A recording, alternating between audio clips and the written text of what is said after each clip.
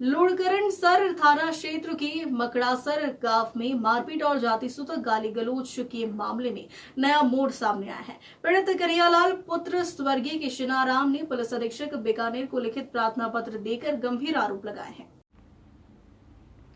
कन्हैयालाल ने बताया कि उसकी बहन जशोदा और भाई लीछीराम के साथ गांव के ही कुछ लोगों ने मारपीट की तथा बहन के साथ जाति सूचक गालियां और स्त्री लज्जा भंग की। मामले में कई लोगों के नाम शामिल हैं, जिनमें मौखम खां, अजीम खां, हसन खां, राजू खां, राशिद खां, मंजूर खां, आसक खां सहित अन्य लोग शामिल बताए गए हैं। आरोप है कि इन लोगों ने खुलेआम धमकी दी कि इन नायक खड़ों को जान से मार डालो।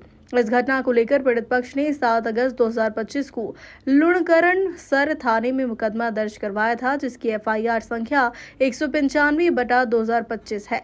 लेकिन कन्हैयालाल का कहना है कि जब भी वे थाने जाते हैं तो थाने में तैनात पुलिसकर्मी गणेश बिश्नोई और रामस्वरूप शर्मा उन्हें बार बार धमकाते थे कि इस मामले में राजीनामा करो, नहीं तो तुम्हें भी जेल जाना पड़ेगा।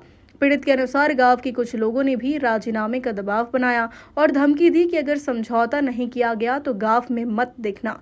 इसी दबाव और परेशानियों के चलते उसके भाई लीछीराम ने 17 अगस्त 2025 को आत्महत्या कर ली। कन्हैयालाल ने पुलिस अधीक्षक से गुहार लगाई है कि उसके भाई को आत्महत्या के लिए उकसाने वाले लोगों तक तथा धमकाने वाले पुलिसकर्मियों के खिलाफ सख्त कार्रवाई की जाएगी।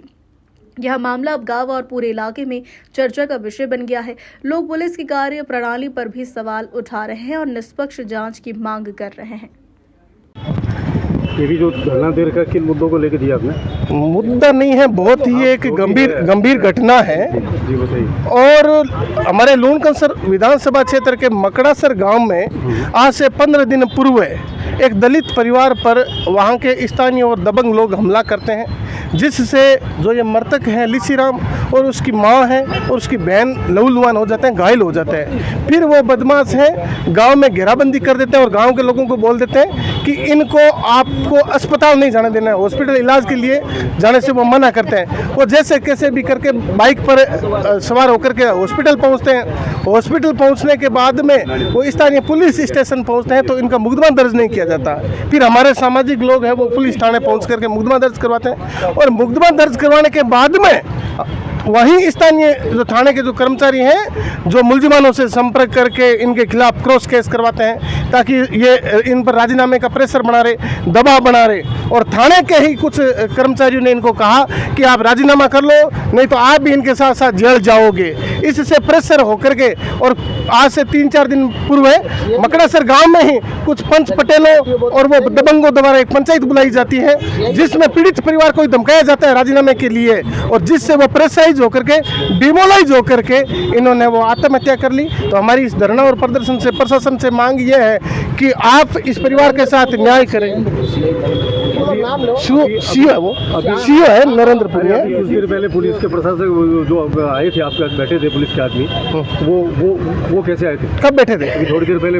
ये तो वो तो प्रशासन से वार्ता होती रहती है, हमारी वार्ता विफल है। हमारी जब तक मांगे हैं इस परिवार के साथ न्याय नहीं होगा, दोषी लोगों की गिरफ्तारी नहीं होगी, जो कर्मचारी इन्वॉल्व है उनका सस्पेंशन नहीं होगा, तब तक हम यहाँ से उठेंगे नहीं।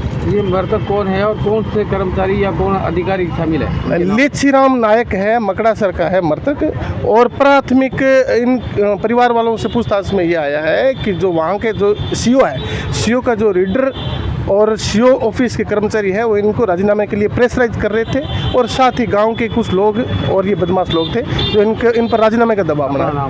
सीताराम नायक, कांग्रेस महासचिव बीकानेर।